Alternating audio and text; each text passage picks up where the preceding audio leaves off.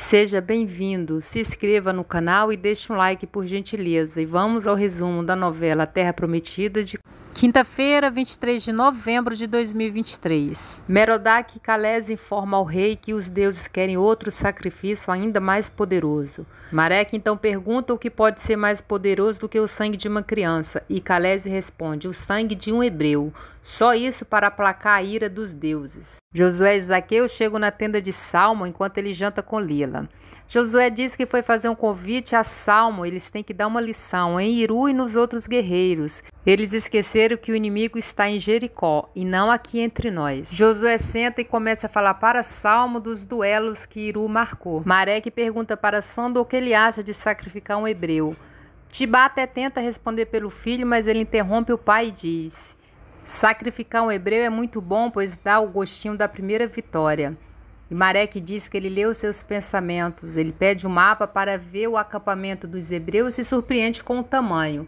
Ele ordena que Tibá leve um grupo pequeno de oficiais e pegue os hebreus da beira do rio para não ter alardes, pois não está na hora de uma guerra declarada. Khalese de longe fica só admirando Sando. Josué diz que vão até a beira do rio para dar um susto em Iru. E Salmo diz que vai convidar outros guerreiros. Josué ri e fala: tenho certeza que eles terão uma lição da qual nunca esquecerão. Tibá convida Sando para ir para a estalagem. Ele diz que o vinho os ajuda a pensar melhor no plano de amanhã. E diz que lá tem muitas mulheres para os servires. Sando agradece, mas diz que prefere descansar. Até porque a melhor mulher de Jericó ele já encontrou foi na rua mesmo. Surpreso, Tibá sorri e diz que ele mal chegou na cidade e já encontrou uma mulher para cortejá-la. Pergunta se pode conhecer e Sando diz que ainda é cedo. Cadmo pergunta se eles encontraram os guerreiros hebreus. Tibá diz que vão lutar, para isso treinar a vida inteira. Ele não vê a hora de arrastar um hebreu e ver o sangue dele derramar para satisfazer os deuses. Farduk põe vinho na mesa por conta dele e Tibá pergunta o que ele comemora. Ele diz que é a volta do filho dele para casa. Tibá diz que ninguém está pensando na Raabe. Tibá pede que todos se levantem e façam um brinde para Raabe e Nobá. Noemi, desesperada, pede para Caleb interromper o plano. Ele ri e diz que seria engraçado se não fosse perigoso. Ela diz que mesmo sabendo que Josué sabe o que faça, ela teme pela segurança do filho. E Caleb diz que assim que começar o duelo, Josué vai chegar com o pelotão e fingir que sou inimigo. É mais educativo do que bronca ou proibição. Ela diz que vai orar a Deus para que tudo dê certo. Samara diz que não está preocupada só com Tobias, mas com todos os guerreiros, porque são todos hebreus. Aruna diz que ela realmente está mudada. E pensou que nunca fosse dizer isso, mas que elas são amigas. Samara diz que está feliz porque Aruna aceitou sua amizade e chama de irmã. Aruna fica emocionada e diz: irmã, nunca pensou que fosse ser chamada de irmãs. Samara dá corda e diz que são irmãs de dividir os pensamentos, os segredos e tudo. Ela aproveita para dizer que o sonho dela é casar, ter filhos e ser feliz com um homem muito doce. Aruna diz que já sabe quem é esse homem, é Josué. E Samara diz que já não tem tanta certeza se Josué é o homem da vida dela. Então ela joga o veneno e pergunta qual é o sonho de Aruna. Aruna diz que quer se casar, mas além disso ela quer conhecer os pais biológicos dela, ela quer saber de onde veio. O dia amanhece e Josué dá orientações aos guerreiros. Ele diz que assim que começar o primeiro combate eles atacam. E assim eles vão perceber o risco que eles correm. Leia, angustiada, diz que perdeu Eliebe e agora corre o risco de perder o outro filho. Mara diz: você não disse que ele é um grande guerreiro? Então não é você que tem que se preocupar. Leia diz que não é bem assim, pois no duelo tudo pode acontecer. E Leia diz que Tobias saiu de casa disposto a lutar pela sua honra e ela não sabe se ele voltará para ela. Mara diz então que é melhor ela torcer para que morra o filho dos outros.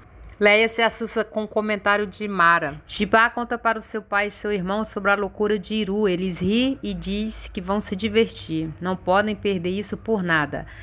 Mas Acã proíbe os dois. Ele manda Melquias sentar e diz que ele trabalhou a vida inteira para sustentar os dois. Agora eles trabalham e ele se diverte um pouco. Iru pede misericórdia a Deus, pois não sabe o que fez. Tobias chega com o pai e Iru provoca ele. Tobias chama ele para começar o duelo e ele diz que ainda não, pois tem que esperar os outros. E Tobias pergunta se ele marcou outro duelo no mesmo dia. Iru diz que marcou 2. E os dois caem na gargalhada e diz que ele é mais louco do que eles pensavam. Tibá diz para Cadmo que já estão perto das margens do rio e que agora vão a pé. E pede que peguem o hebreu para levar vivo para ser sacrificado no altar. Maqui chega com Haniel e se surpreende com a presença de Tobias e seu pai. Ele pergunta se eles foram assistir o duelo e Tobias diz que foi lutar com Iru. Todos eles caem na gargalhada e Tobias diz então que vai ser o primeiro a lutar, pois chegou primeiro. Maqui diz que não, pois se o Iru morrer, como é que ele vai vencer aquele cabeça de ventos? Iru diz que ainda não pode começar, ainda falta o terceiro lutador.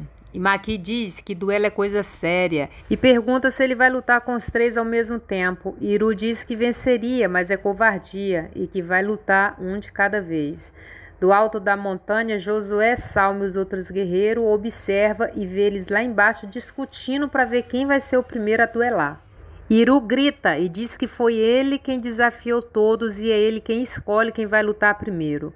Quemuel começa a discutir com Haniel e puxa a espada um para o outro. Iru pede que eles se acalmem, pois já tem duelo demais para essa manhã. Salmo pergunta se pode atacar e Josué diz que ainda não, deixa ele se preparar primeiro para o primeiro combate. Salmo diz que eles vão levar um bom susto. E Josué diz que o susto é o menor, pois maior vai ser a repreensão que vem depois. Tibá avista Iru e os outros homens e fala para Cadmo que vão atacar.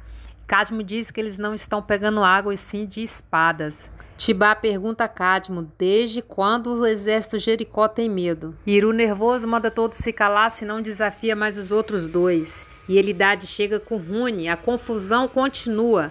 Maqui pergunta por que Rune está ali para lutar. Ele diz que foi no lugar de Elidade, que é o líder tribal. Maqui pergunta se foi só por causa disso mesmo e ele diz que vai se casar com Livana. Maqui parte para cima de Rune, os dois começam a discutir e Haniel entra no meio. Acã chega e a confusão aumenta. Iru diz que está virando uma bagunça.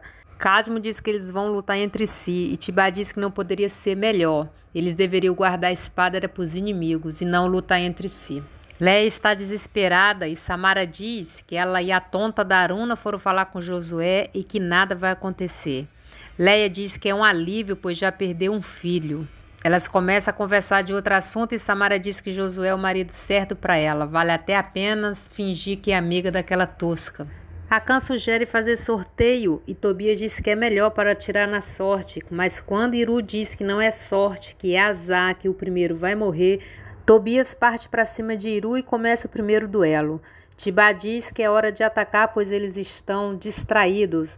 Diz para levar 2 e o restante não se importa que mate ali mesmo. Tobias vê os cananeus e pede para Iru parar e diz que estão sendo atacados. Todos começam a gritar e se preparar para o duelo.